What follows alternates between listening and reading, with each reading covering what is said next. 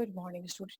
Today we will discuss the chapter 2 of class 7, that is nutrition in animals. इस chapter में हम लोग पढ़ेंगे कि कैसे एनिमल्स न्यूट्रिशन लेते हैं अपना खुद से. ओके, अब जैसे हम लोगों ने फर्स्ट चैप्टर में पढ़ा था कि प्लांट्स जो है वो फोटोसिंथेसिस प्रोसेस के कारण से अब जो प्रोसेस होता है उससे वो न्यूट्रिशन लेता है. तो अब एनिमल्स कैसे लेते हैं? एनिमल्स तो फोटोसिंथेसिस प्रोसेस को नहीं अपने अंदर डेवलप कर सकते हैं. तो एनिमल्स जो होते हैं, इवन अस ह्यूमंस आल्सो, वो डायरेक्टली या इनडायरेक्टली वो प्लांट्स पर डिपेंडेंट होते हैं. तो अब न्यूट्रिशन जो वर्ड होता है, जिसका हिंदी में हम लोग पोषण बोलते हैं, इसका मतलब क्या होता है कि व्हाट जो भी हम लोग खाना खाते हैं तो वो हमारे बॉडी के अंदर कैसे वो यूटिलाइज होता है, ठीक है, उसको हम लोग बोलते हैं न्यूट्रिशन. और वो हमें कहाँ से मिलता है? हम जो खाना खाते हैं, तो जो कंपोनेंट्स ऑफ फूड्स होते हैं, वो कंपोनेंट्स ऑफ फूड्स के थ्रू हमारे अंदर वो न्यूट्रिशंस आते हैं. तो अब हम लोग चलो चैप्टर सेकंड स्टार्ट करते हैं, क्योंकि हमारा न्यूट्रिशन इन एनिमल्स है. ओके, अब यहाँ पर देखिए आप, न्यूट्रिशन इन एनिमल्स आपको दिखाई दे रहा है. Okay, nutrition in animals chapter आपको दिखाई दे रहा है. इसमें आपका क्या है, न्यूट्रिशन इन एनिमल्स में, ये देखिए न्यूट्रिशन इन एनिमल्स. अब यहाँ पर क्या दिया हुआ है न्यूट्रिशन इन एनिमल्स में कि जो भी एनिमल्स होते हैं, इवन ह्यूमंस आल्सो, वो कुछ सर्टेन न्यूट्रिएंट्स पर आपका क्या बोलते हैं, वो अलाइव करते हैं, ग्रो करते हैं, डिपेंडेंट होते हैं वो कुछ सर्टेन न्यूट्रिएंट्स पर, जो कि कार्बोहाइड्रेट्स हैं, प्रोटीन्स हैं, फैट्स हैं, विटामिन्स हैं, मिनरल्स हैं. ऐसे कुछ सर्टेन जो न्यूट्रिएंट्स होते हैं उस पर वो ह्यूमंस हमारा या फिर एनिमल्स वो डिपेंडेंट होते हैं. तो ये न्यूट्रिएंट्स हमें कहाँ से मिलता है? ये न्यूट्रिएंट्स हमें खाना से मिलता है. जो भी हम लोग खाना खाते हैं उस खाना से हमें ये न्यूट्रिएंट्स मिलता है.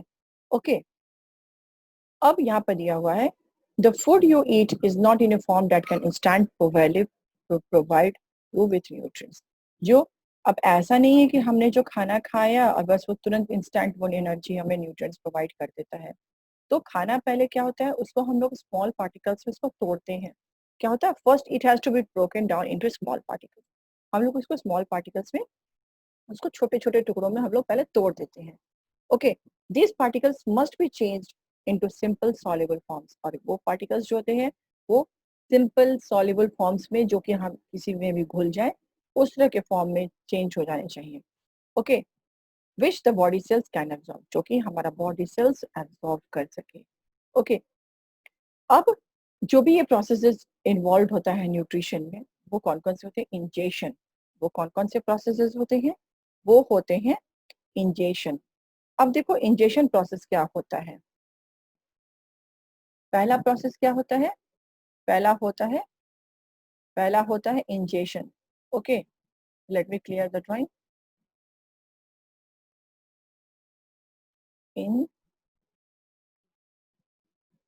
इंजेशन, फर्स्ट पॉइंट, ठीक है. सेकंड क्या होता है? डाइजेशन.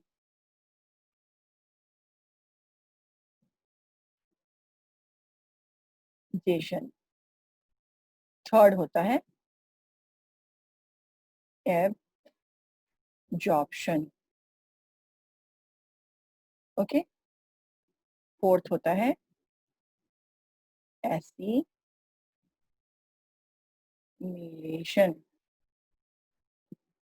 एसिमिलेशन. और पांचवा नंबर क्या होता है? पांचवा होता है डाइजेशन. ओके, अब देखो यहाँ पहला जो आपका है इंजेशन, ठीक है. अब ये इंजेक्शन प्रोसेस क्या होता है? देखते हो ना, डॉक्टर्स आप लोगों को इंजेक्शन इंजेक्ट करते हैं. तो इंजेक्शन इंजेक्ट करते हैं क्या क्या मतलब है? वो इंजेक्शन को आपके अंदर डालते हैं. उसी तरह से इंजेक्शन जो होता है वो आपका पहला प्रोसेस होता है किसी भी न्यूट्रिशन का.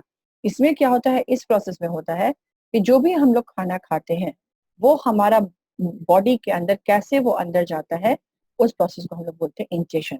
मतलब द फूड इनटेक, यहाँ आपका दिया हुआ भी है कि the food we intake is called ingestion. Is the taking in of food. मतलब ingestion क्या है? फूड को अंदर लेना, ठीक है. अब ये क्या होता है, इसमें क्या इन्वॉल्व होता है हमारा माउथ और हमारा ईटिंग हैबिट। अब डाइजेशन प्रोसेस क्या होता है? अब देखो हमने हमारा सेकंड पॉइंट क्या था? डाइजेशन। डाइजेशन क्या होता है कि डाइजेशन प्रोसेस, अब हमारा ये सेकंड पॉइंट है डाइजेशन। ठीक है। अब इस डाइजेशन में क्या होता है कि हम अपना खाना को जो सिंपलेस्ट फॉर्म में ब्रोकन डाउन करते हैं, ब्रेक डाउन करते हैं। ठीक है। और वो प्रोसेस के थ्रू जाता है और हमारे बॉडी को एनर्जी प्रोवाइड करता है, that is called digestion process. जैसा यहाँ हमारे बुक में भी लिखा हुआ है कि डाइजेशन क्या होता है? Digestion is the break down of food into a simple soluble form with the help of digestive juices made in the body. या हमारे बॉडी में डाइजेस्टिव जूसेस जो भी होता है उसके थ्रू हमारे बॉडी में ये डाइजेस्ट होता है। ओके। अब हमारा थर्ड क्या था? एब्जॉर्प्शन। थर्ड क्या था? एब्जॉर्प्शन। अब एब्जॉर्प्शन प्रोसेस में क्या होता है? is the process by which the food is the soluble form passes into the body fluids such as blood। और इसमें क्या होता है? इस प्रोसेस में होता है कि जो हमारा जो खाना होता है वो सॉल्युबल फॉर्म में कहाँ पर पासेस करता है? Passes into the body fluids. हमारे बॉडी फ्लूइड्स में पास करता है किस फॉर्म में? ब्लड फॉर्म में। ब्लड फॉर्म जो भी हमारा जो खाना होता है वो सॉल्युबल फॉर्म में हमारे बॉडी में पास करता है एक फ्लूइड के रूप में, और वो फ्लूइड होता है ब्लड। ओके। अब एब्जॉर्प्शन प्रोसेस तो हो गया। अब एसिमिलेशन प्रोसेस होता है। एसिमिलेशन प्रोसेस में क्या होता है?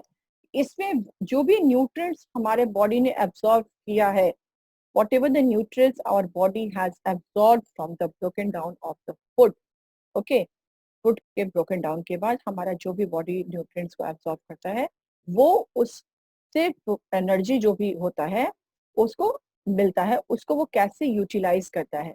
मतलब हमारा जो क्या है, assimilation is the process by which absorb nutrients are utilised by the body. मतलब हमारे अंदर जो भी न्यूट्रिएंट्स एब्जॉर्ब हुए हैं वो हमारे बॉडी में कैसे यूटिलाइज किए जाते हैं, वो हमारा होता है एसिमिलेशन प्रोसेस। अब लास्ट जो प्रोसेस है वो है इजेशन प्रोसेस। इजेशन प्रोसेस में क्या होता है कि सिंपली अगर हम लोग पेन ड्राइव को अगर लैपटॉप या कंप्यूटर में डालते हैं और उसे जब हमें निकालना होता है तो वो हमसे पूछता है कि इजेक्ट करना है, तो हम लोग को अगर इजेक्ट करना होता है तो निकाल देते हैं। इजेक्ट का मतलब क्या होता है? बाहर निकालना। उसी तरह से इजेशन, इजेशन प्रोसेस का मतलब क्या होता है? Elimination of undigested solid parts of the food. जो हमारा solid part of the food का जो भी ये होता है, ये क्या बोलते हैं आपको, बाहर की तरफ निकलता है एनस के थ्रू, उसको हम लोग बोलते हैं nutrition process. Okay, I hope आप सभी को यहाँ तक समझ में आया होगा। नेक्स्ट है nutrition in amoeba, hydra and frog. अब देखो अमीबा हम सभी लोग क्या जानते हैं, यहाँ देखो अमीबा का पिक्चर बना हुआ है। यहाँ देखो अमीबा में क्या दिया हुआ है। अमीबा क्या होता है? एक यूनिसेलुलर ऑर्गेनिज्म होता है। ओके। और उसके पास अपना कोई एक डेफिनेट शेप नहीं होता, वो किसी भी शेप में हो सकता है। तो ये देखो यहाँ दिया हुआ है क्या कि जब अमीबा के पास में कोई भी प्रे आता है तो जो ये इसका सूडोपोडिया है, यहाँ दिया हुआ है सूडोपोडिया। अब ये सूडोपोडिया क्या काम करता है? एक फीट की तरह काम करता है। और जैसे ही वो प्रे उसके नजदीक आता है सूडोपोडिया उसको क्लोज कर देता है, और क्लोज करने के बाद उसको उस प्रे को वो अंदर ले जाता है। और वो प्रे जब अंदर जाता है तो वो कहाँ जाता है? फूड वैक्यूल में जाता है। और इस फूड वैक्यूल में जो डाइजेस्टिव जूसेस होता है उस डाइजेस्टिव जूसेस के द्वारा उस प्रे को डाइजेस्ट किया जाता है, और इस तरह से वो ये फीड करता है। जब वो एब्जॉर्ब हो जाता है जब डाइजेस्टिव जूसेस के द्वारा, तो जो भी एब्जॉर्प्शन प्रोसेस होता है और एसिमिलेशन प्रोसेस के बाद, तो उसके बाद जो भी हमारे अंदर एनर्जी होती है, प्रोवाइड होती है, और फिर हम उससे क्या कर सकते हैं? दूसरा परफॉर्म कर सकते हैं, कोई भी फंक्शंस को परफॉर्म कर सकते हैं। मुझे लगता है आप सभी को समझ में आया होगा। हाइड्रा एक बार मैं उसको बोर्ड पे बनाकर दिखा देती हूँ कि कैसे होता है हाइड्रा में, सॉरी अमीबा में। हमारा ये है,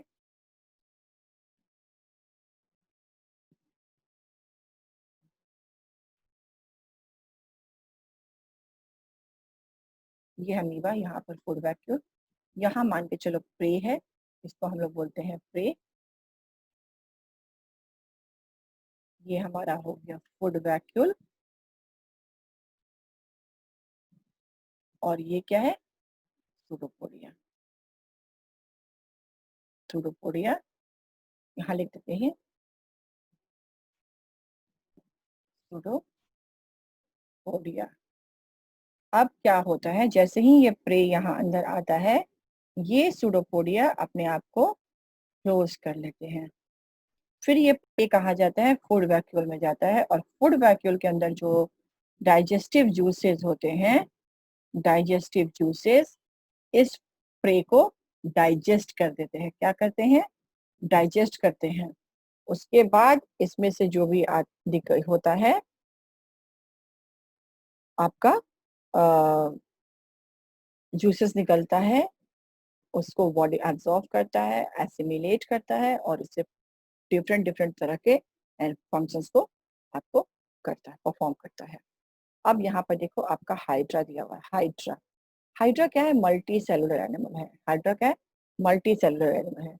और इसके पास क्या है? बहुत सारे टेंटिकल्स। देखते हो ना यहाँ पर, ये सारे क्या है? इसके टेंटिकल्स हैं। ठीक है। अब देखो यहाँ पर प्रे जो है वो इस टेंटिकल्स के पास आता है। फिर ये टेंटिकल्स क्या काम करता है? उस प्रे को अपने अंदर लेता है। अब फिर टेंटिकल्स धीरे से उस प्रे को इस हाइड्रिला के सैक लाइक स्ट्रक्चर में डाल देता है, और वहां पर जब जाने के बाद उसके बाद ये आपका जो होता है वो इसके अंदर जो डाइजेस्टिव जूसेस होते हैं उससे वो डाइजेस्ट हो जाता है। यहाँ देखो लिखा हुआ भी है कि it has a number of tentacles around its mouth which are used for ingestion of food. ये जो टेंटिकल्स है वो इंजेशन प्रोसेस के लिए काम आते हैं। फिर इसमें जो ये जो टेंटिकल्स है वो किसी भी स्मॉल एक्वाटिक एनिमल्स को क्या काम करता है? अपने स्टिंगिंग स्केल से उसको मार डालता है, किल कर देता है। फिर उसको अपने मुंह के अंदर डालता है, अंदर में यहाँ अंदर डालता है, और डालने के बाद उसका जो बॉडी कैविटी से जो डाइजेस्टिव जूसेस सिक्रीट होते हैं वो हेल्प करते हैं किसी भी फूड को डाइजेस्ट करने के लिए। उसके बाद जब फूड वो डाइजेस्ट हो जाता है तो उसके जो कैविटी वॉल्स है उसको एब्जॉर्ब करते हैं, और उसके जो सेल्स है उसको एसिमिलेट करते हैं। उसी तरह से फ्रॉग क्या काम करता है? फ्रॉग अपना यूज करता है लॉन्ग स्टिकी टंग को, है ना। जैसे यहाँ पे देखो फ्रॉग का क्या है, ये स्टिकी टंग है। इसमें वो प्रे जो है वो चिपक जाता है, और चिपकने के बाद वो प्रे को एंगल्फ कर लेता है। ठीक है। यहाँ पर दिया the frog uses its long sticky tongue to catch insects. Frogs have a well developed digestive system in which food is digested with the help of digestive system. और जो इसका जो फ्रॉग का होता है एक डाइजेस्टिव सिस्टम जो होता है बहुत ज्यादा वेल डेवलप्ड होता है, और उसके अंदर जो भी आपको प्रे जाता है वो डाइजेस्टिव जूसेस के द्वारा डाइजेस्ट हो जाता है। अब एक पैरामीशियम होता है। पैरामीशियम का शेप ऑलमोस्ट हमारा ऐसा होता है। मैंने आप सभी को नोट्स में दिया था पैरामीशियम का शेप। यहाँ पर मैं ठीक से नहीं बना पा रही हूँ। और इसके बाहर में ऐसे हेयर लाइक स्ट्रक्चर्स होते हैं। ठीक है। ये हेयर लाइक स्ट्रक्चर्स होते हैं। अब ये हेयर लाइक स्ट्रक्चर्स जो होते हैं वो क्या होते हैं? सीलिया। क्या होता है? सीलिया। ओके। और ये जो सीलिया क्या काम करता है? वो प्रे को अपने अंदर लेता है, जैसे यहाँ लिखा हुआ है आपका। The unicellular paramecium has stiff hair-like structures called cilia all over its body, which are used for ingestion process. और इस ये जो cilia like structures होते हैं वो ingestion process के लिए use किए जाते हैं। The constant movement of the cilia pushes the food particles into the mouth-like structure of a paramecium. और यही जो constant जो movement होता है cilia का वो क्या काम करता है?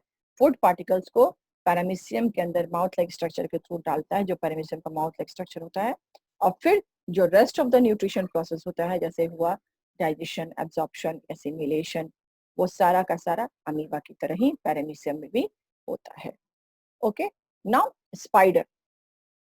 अब देखो स्पाइडर क्या होता है? स्पाइडर एक वेब को बुनता है, लेकिन स्पाइडर में ये होता है कि हम सभी का जो डाइजेशन प्रोसेस होता है वो बॉडी के अंदर होता है, लेकिन जो स्पाइडर का जो डाइजेशन प्रोसेस होता है वो बॉडी के बाहर होता है।